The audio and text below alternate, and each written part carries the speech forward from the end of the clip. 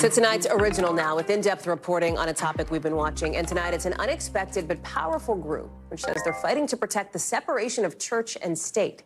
The Satanic Temple.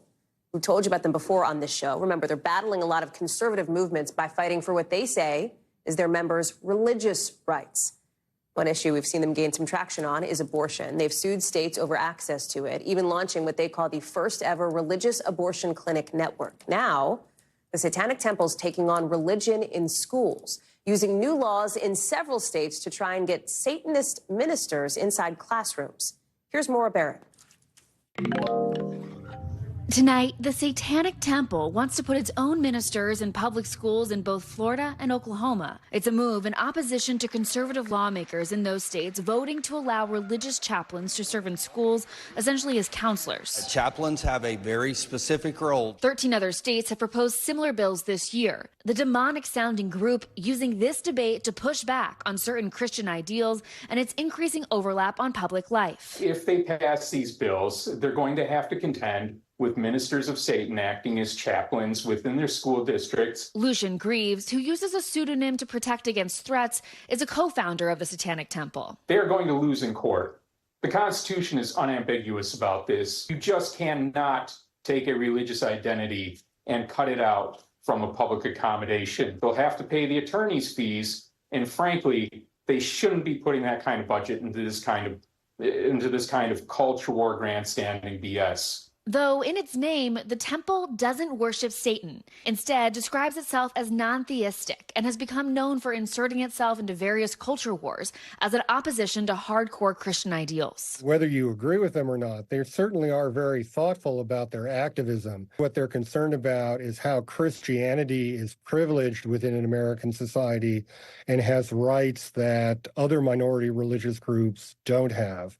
And so they see themselves as defenders of religious liberty and the rights of religious minorities. According to its website, the temple sees Satan as a symbol of eternal rebel in opposition to arbitrary authority and believes in reason, empathy, and the pursuit of knowledge. Their efforts come off as mocking and satirical, but are with serious meaning. One issue is gaining a lot of traction on: abortion. Bodily autonomy. After the overturn of Roe v. Wade, it named a telehealth abortion clinic after Supreme Court Justice Samuel Alito's mom, and since sued several states to argue that abortion restrictions violate religious freedom for their members. And then, when Arkansas installed a statue of the Ten Commandments outside its state capitol, the temple unveiled its own statue of the goat-headed figure, Baphomet. The number of congregations of the Satanic Temple more than doubling since 2021 amid the rise of Christian nationalism. How does this push towards more conservative values play into that from your perspective? Those who would be drawn to the Satanic Temple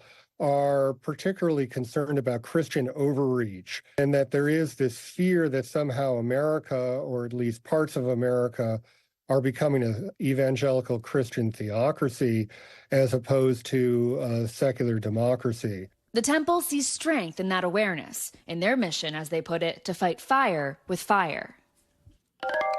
Maura is joining us now. Super interesting, Maura. Talk through some of the broader goals here, the bigger goals of the activism of the Satanic Temple here. Hallie, we reported this out with conjunction with our digital colleague Tyler Kincaid, and what we found is even though it's a very unique and unusual form of activism, it's effective. There's arguments and precedent where federal courts have sided with the temple, and essentially what they're doing here is going up against Christian or conservative movements that are trying to upend or break through protections that are already in place, and the temple is working to highlight those inequalities even more so. Hallie. Maura Barrett, thank you so much, you and Tyler, for that very interesting reporting. Appreciate it. Thanks for watching. Stay updated about breaking news and top stories on the NBC News app or follow us on social media.